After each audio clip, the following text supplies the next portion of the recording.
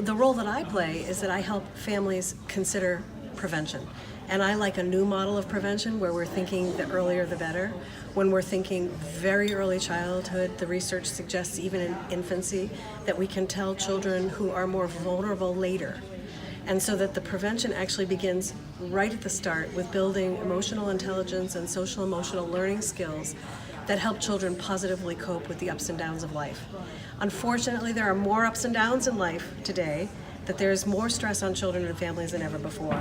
And so this focus of prediction and prevention really needs to change. We need to be rethinking how early we tackle this.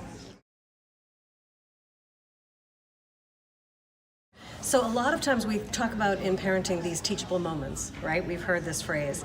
But unfortunately, the teachable moment is not where parents typically think that it is.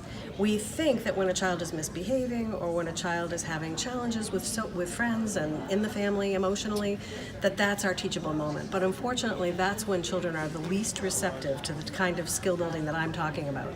So what I'll be talking about today is a way in which we can think about optimal learning. Where and when and how can we tell a child is in an optimal learning zone? And then that's where we tackle why are they feeling anxious? What do they do when they're anxious? What do they do when they're feeling down or low? And so what we do is we build skill when they're in that optimal window, and that's what helps them.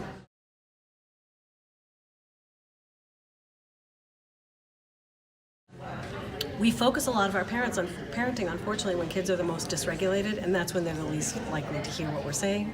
They're the least likely to reproduce the skills we want them to have when they're calmer. So my approach is, again, a little bit counterintuitive in that we really need to be creating more of those optimal windows. It's often very hard for teenagers to talk about themselves and to unpack their own emotional challenges. It's very freeing for them to talk about the emotional challenges of characters in a story.